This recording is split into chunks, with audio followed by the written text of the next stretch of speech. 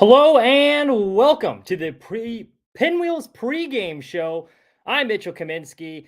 A lot to talk about this week. The White Sox just made a trade with the Astros. Going to get into that in just a second. Later on, also going to be discussing a bombshell that came out this week. The White Sox willing to trade Luis Robert Jr. and Garrett Crochet. Michael Soroka was moved to the bullpen. We will discuss that as well. And if Pedro Grifol is throwing players under the bus. So all of that and more coming up. So let's start first with this recent trade with the Astros. They just made this trade a couple hours ago, but the White Sox announced they acquired outfielder Corey Julks from the Astros in exchange for pitcher Luis Rodriguez. And kind of an interesting move because Julks has had some experience. He's 28 years old, played with the Astros last year, played in 93 games, and actually had a pretty good run in the majors for his first taste of big league action. He's hit 6 home runs. He stole 15 bases, drove in 33 RBIs.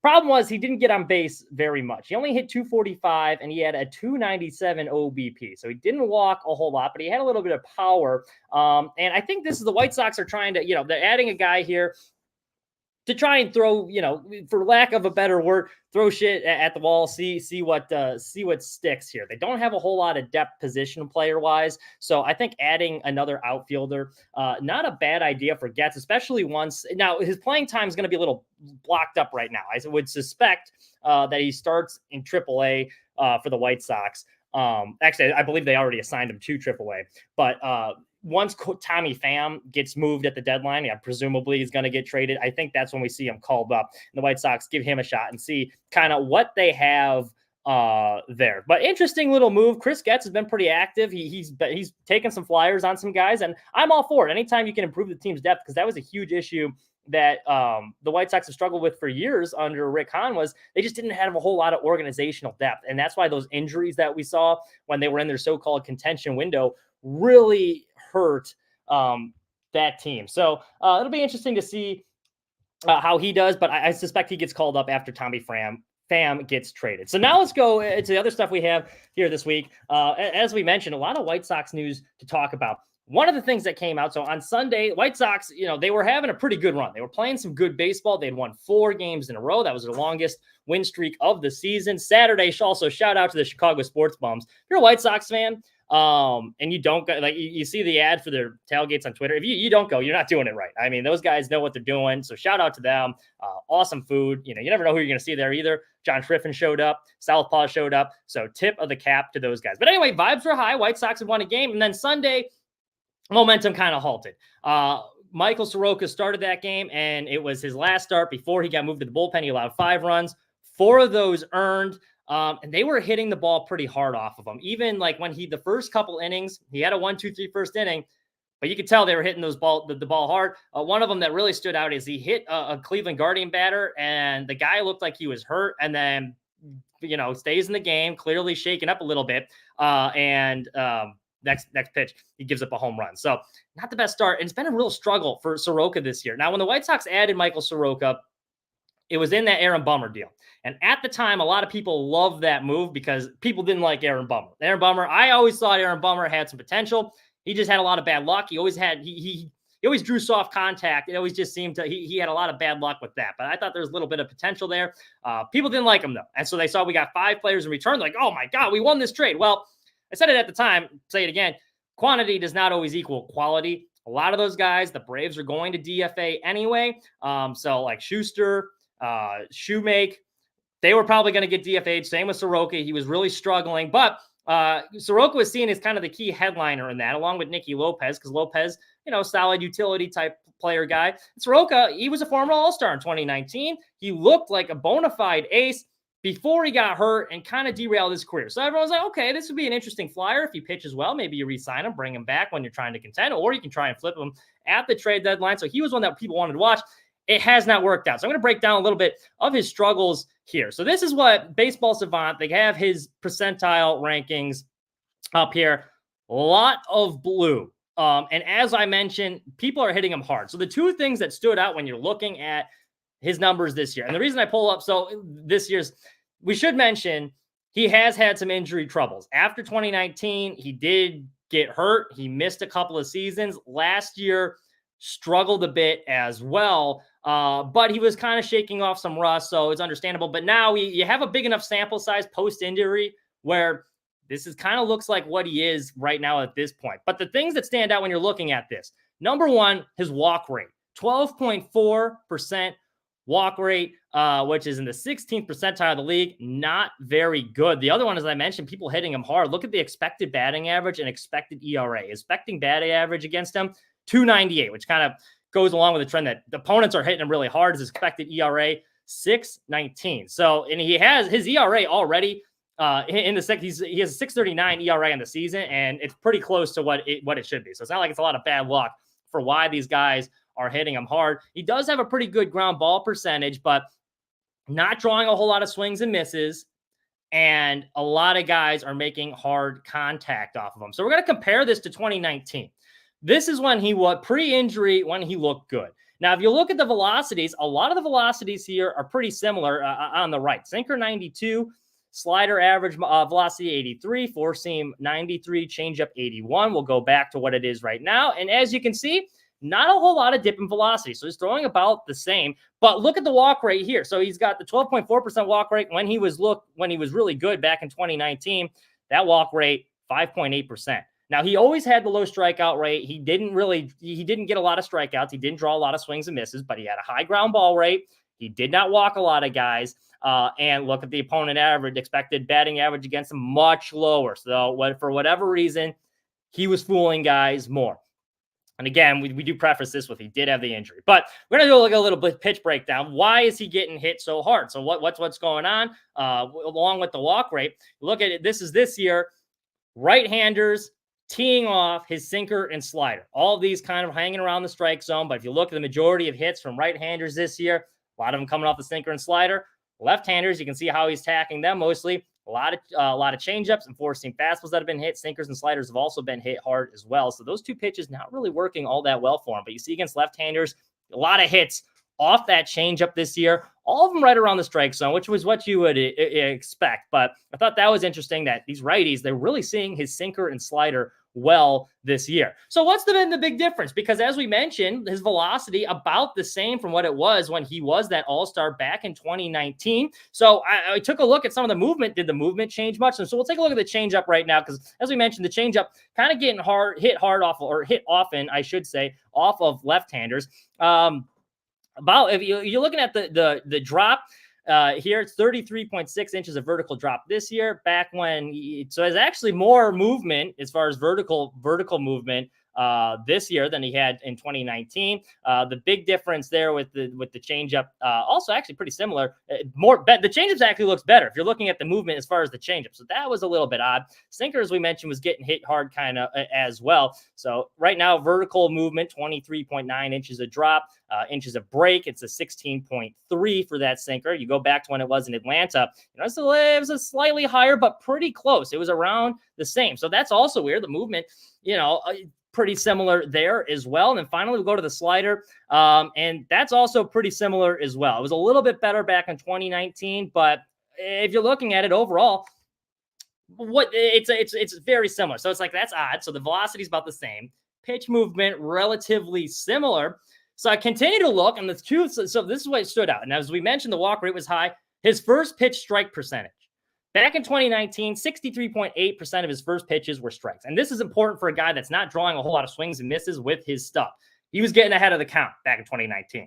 Now it's all the way down to 57.5% first pitch strikes. So that's significantly lower than when he was an all-star, getting behind in the count a lot more. You'll also notice that his chase rate a little bit higher back when he was the all-star back in 2019 at 31.3%. This year, it's down to 24.9%. So when he's falling behind in the count, because his stuff's not drawing a lot of swing and misses, he could afford to try and get hitters to expand the strike zone a little bit more back in 2019 than he has been now. And that's why you see a lot of these hits. He has to get it over for strikes, because almost all of those hits come from the strike zone. So it's not like he's ahead in the count and they're like protecting, you get like a cheap hit. They're hitting him hard because he has to throw a lot of strikes. He's getting behind in the count.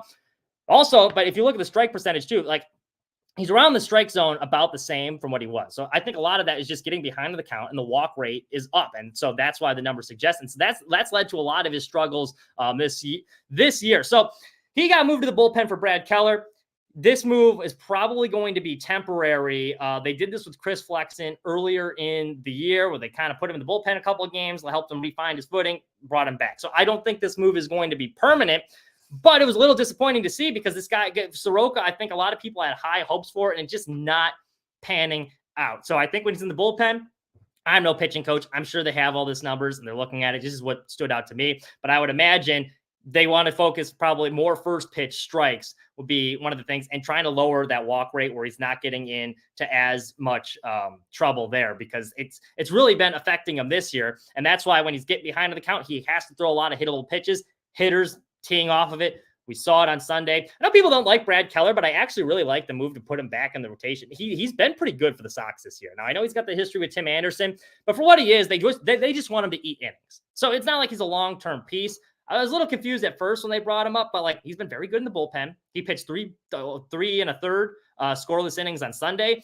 His start this year in St. Louis, very serviceable. So, and he has an ERA, I think, of 2.89 this year. So pretty good ERA too. I don't know if that's sustainable, but he's been eating innings. So I like the move for now. Help Soroka find his footing. And he's going to be motivated. Soroka's a free agent at the end of the year.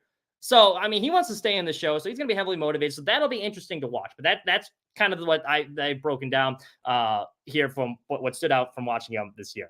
Now let's go on to the big news that happened this week. So Bob Nightingale came out with a report from a few weeks ago saying the White Sox trying to trade a lot of pitchers. They're trying to trade Eric Fetty. They're trying to trade Mike Clevenger. They're also trying to trade Eloy Jimenez. Chris Flexen was on that list as well. So that didn't really come as a surprise. Okay, they're trying. But this week, Nightingale said there's a lot of interest in Chris Flexen as well. But a surprise report popped up. James Fox of Future Sox, who he has pretty reliable sources. He has been right in the past.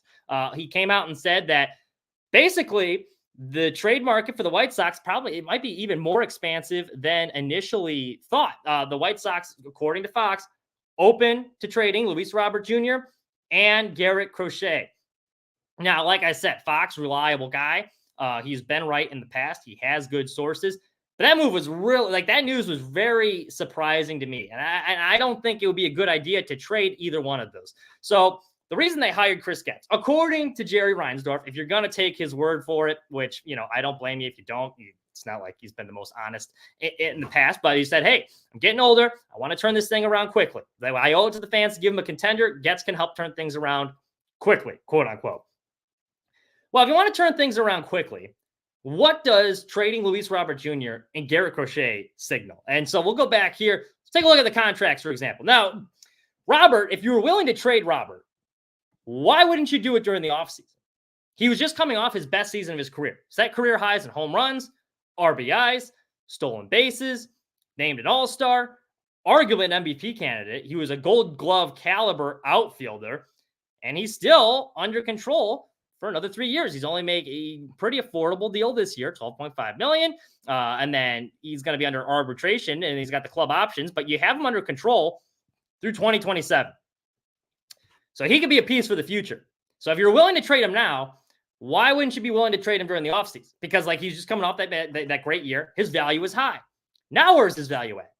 He has the hip abductor strain. He's missed a ton of time. So his value is not going to be higher than what it was over the offseason. So the timing of that makes no sense. If you were willing to trade him then, because over the offseason, the reports were a lot of people on the table for the White Sox to trade, but Robert Jr. was considered untouchable. Why the hell has that changed now? That makes no damn sense. And by trading him, you are signaling, yeah, we don't think we can win by 2027. So what are we doing here? You're not turning it around quickly if you're trading Luis Robert Jr. And the value you're going to get back for him, especially now that it's probably a little bit lower, that he has to rehab from that injury, you're not going to get equal value. The players like Luis Robert Jr. don't come around a whole lot. You're hoping the prospect you get back can turn, or one of them can turn into a player like that. This is a generational type player. You take away the injury struggles, you saw what he can do when he's fully healthy last year. The team also has built their entire marketing campaigns around him. He's on the programs and the media guy. They got Luis Robert Jr. on the cover. And now you want to trade him now? So I don't understand. If you're willing to trade him, why wasn't he available during the offseason? He was considered untouchable over the offseason, and now all of a sudden you're willing to trade him. That was a little surprising to me. Garrett Crochet, same way. Now I can understand why, hey, he looks like he's been pretty good, but here's a look at the starting. Here's a look at the White Sox rotation. Crochet, he's under control through 2027 as well. I think he's only going to get better. So that's another one too, that like he can also, Crochet can help this team moving forward too. He's only going to get better as a starter. You have him under control through 2027. If you don't think you can have a contending team by then, that's not a quick turnaround. So that just means Jerry lied, which I wouldn't put it past him either. We got Sean here. He says Luis Roberts is not a generational talent. I would disagree. Now, I don't think he's lived up to necessarily the hype that he's been billed at, but that's a 5-tool player. There's not a whole lot of 5-tool players that have the ability to steal 30 bases, hit 30 home runs in a season, and play the type of defense that he does. It just doesn't happen very often. He's like a discount Mike Trout when he was in his prime, I would argue. But the problem is he's just been injuries and consistency. But when he's playing at his peak, like we saw last year, he's absolutely a generational type talent, in my opinion. But both these guys you have under control for a while. So trading him doesn't say, and this is also with Garrett Crochet, you have here's his numbers from this year. And now the ERA is still a bit high. But look at the expected ERA, 2.15. And the expected batting average against him, 180. And this is just as he's still kind of figure out the ropes as a starting pitcher. His stuff is electric. We broke this down a little bit a few weeks ago. But for both these guys, I get wanting to trade Fedde now because like he's only like, if you go back to how many years we got him under control, like Fedde's cheap. Teams are going to want him. 2025. I can understand why by 2025 you don't think you're going to be ready. I would think that would be the season you want to contend, but he's only got 1 year and he'd be a free agent after that. So that would make sense to trade him while his value is high. Crochet's value is high right now, but I think he's only going to get better. There's a lot of similarities to Chris Sale. And I'm not saying Fox's report was wrong. I think it's accurate, but it was a bit confusing to me to see that they would be willing to trade those two guys this week. Moving on. So last night, Brian Ramos, talk about Brian Ramos for a little bit. There we go. So Ramos, when they called him up from Double-A. He was struggling in Double-A, but heading into the season, he was considered one of the White Sox top prospects. But having a bit of a hard time in Birmingham, White Sox called him up. It was a little bit of a surprise, but I like the move. Bring the kid up, give him a shot. He has handled himself so well since coming up. He doesn't try to do too much at the plate. He's got a really good approach. He puts the ball in play. He busts his ass down the line. And what's really stood out has been his defense. He has played a solid glove at third base. He's got a really good arm. He's athletic. He had one play, I believe it was Saturday, where he was ranging to his left, fired it over. It was a very good. The defense has been impressive. It looks like they have something there. So that's been good to see, especially how he's handled himself. And also underrated factor is English. Really good. I don't think people realize like these kids come over here not knowing any English. You're learning to play professional baseball. You're in the States away from your family for an amount of time, just like in general. I know a lot of people gave Jose Abreu shit just because his English didn't get much better. English is a hard language to learn. I mean, especially as you get older. My ex-girlfriend, her family was from Mexico. And I swear they were always talking shit about me because, I'd always hear them speaking Spanish in front of me. And I could never pick out what they were saying. But occasionally you hear like idioso. I'm like, hey, I understand that part. So I was trying to learn just like, out of respect, have a little, make conversation with them. It's hard. It's hard to learn another language, especially when you're trying to become another baseball player. So I've been really impressed with his maturity. He's crushing it, learning English. He's handled himself well at the show. Defense has been great. So big Brian Ramos fan. Glad to give him a shot. I hope he stays up there. But so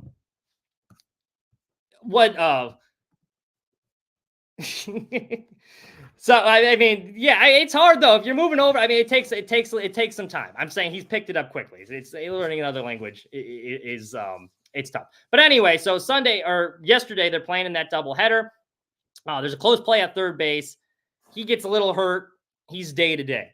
Pedro after the game had some interesting comments about Brian Ramos and what happened there. So we'll go back to here. Brian Ramos, here's what Pedro had to say. Vinny Duber, CHGO's reports. Pedro said Brian Ramos, who left with a tight quad, hurt himself on a play where he went to first when he went from first to third. Grifol liked Ramos' aggressiveness, but was unhappy that Ramos missed a hit and run and said the play shouldn't have been as close as it was.